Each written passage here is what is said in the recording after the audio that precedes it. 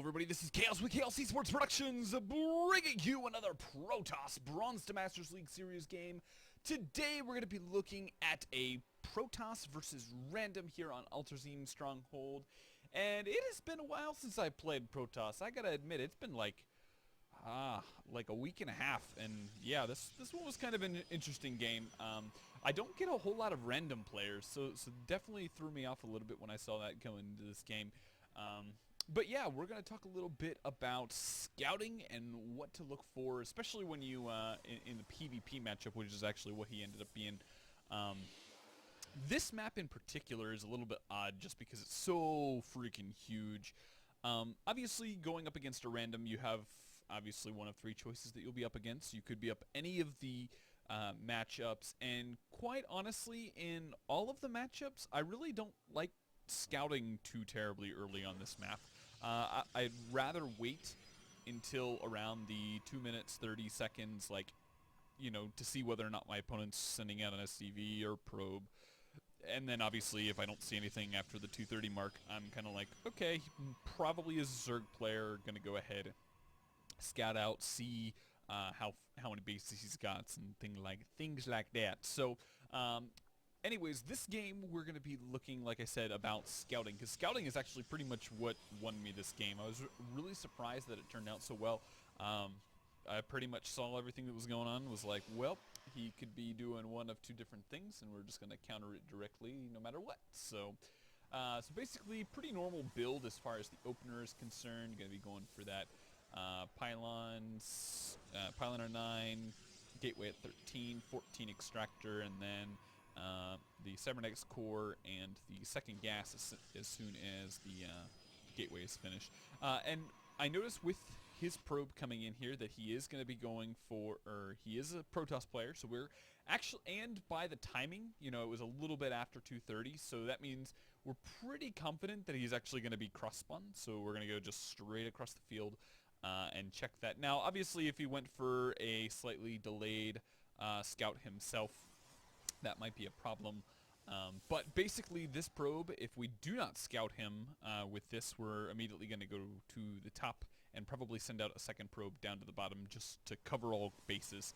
We really want to get in here and see where he's at, what he's thinking tech-wise, and what he is chrono boosting. Obviously, if he's chrono boosting the cybernetics core, we know he's going to be going for some type of 4-gate shenanigans.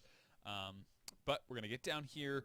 Need to scout the natural. If he's taking this natural, then obviously that's, you know, we're a little bit behind in the economy. Need to maybe consider doing pressure. So we actually managed to come in here and see the Twilight Council, which is a pretty good tip off.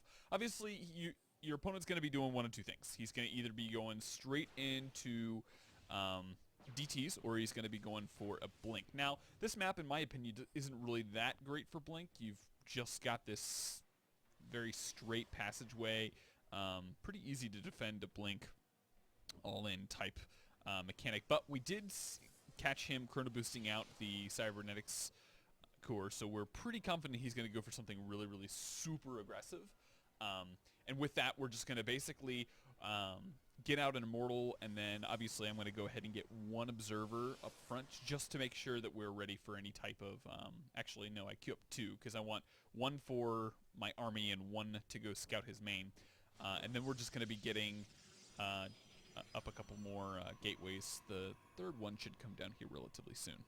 Obviously, behind this, he's going to be getting on his 3 extra gates. Warp gate research is going. Now, his blink's a little bit late. I'm not sure why he took so long to do that, and actually he's even continued to tech up with the forge, which really is not the easiest thing to do. Oop, attack my own gateway, why don't I? But yeah, so that scout was very, very crucial and basically determined what avenue I was going to go. I really wanted to have out the immortal a lot quicker, so I wanted to make sure that I had that out, and I'm actually going to go ahead and push out a little bit, because usually this is about the time you'll probably see a pylon go down. So we're going to actually come out here, going to try and focus down the probe, because we don't want that proxy pylon, but we do see he's going to go ahead and send his stalkers in to try and basically go in and distract us a little bit. But Warp gate's now done, so we're going to get our gateways up and running. Little pylon blocked, which is a little bit of a problem on our hand, but, you know, we're not doing too terribly bad. He is getting up his pylon here and is going to start warping in. And actually, I catch this perfectly. It's like as he warps in, immediately kill 1 and 2, and basically he's left with 2 stalkers. And yeah, with an immortal, he really can't do a whole lot about that. So we're pretty comfortable just picking off the pylon, getting in here, trying to get something done, gonna kill the probe. And, you know, he really doesn't have a whole lot that he can do. You know, I'm warping in stuff back at home, finally getting my 3rd gateway up. Gonna do a little bit of fanciness micro here to save as many of these stalkers as possible. And, yeah, we're basically just gonna go back home, and all he's got left is a handful of stalkers, and that's it. Now, I guess the key portion about this game is, you know, even though, I mean, this game was more or less over once I had scouted, because I knew exactly what he was doing, I knew how to defend it, and I really didn't have a problem, you know, just progressing along the way I needed to. Obviously, it would have been a little bit more challenging had he gotten 1 or 2 more warp-ins, and obviously by his money, he wasn't adequately spending his resources on, you know, getting units out, because I think he could have had a lot more units than he did. You know, even my resources are a little high for where I'm at this point. So, and even behind this, we were able to go ahead and expand. So, the key thing is getting in with your probe and getting that initial scout. If you don't get that initial scout, that needs to be your primary focus. And if you know, without that intel, you really don't know where to go from that. So, obviously, the robotics facility is a very safe opener. Gives you flexibility to get out your observers to do a little bit of that scouting, as well as the immortals for defense against the blink play. And its general is just a pretty robust opening. It does fairly well against most things. Obviously, Stargate not as well, but you get kind of the idea. It's just, if Stargate is one of 3 different paths that your opponent can go, then this covers 2 of them. You know, it's generally fairly safe to go that route. So, I hope you guys enjoyed. Feel free to leave in the comment section below anything that you would like me to talk about in future Bronze to Masters League Series games. I know a lot of my Bronze to Masters League Series has been basically me doing just simple analysis of the games that I've been playing, and I'm really trying to elaborate on the experience that StarCraft has to offer.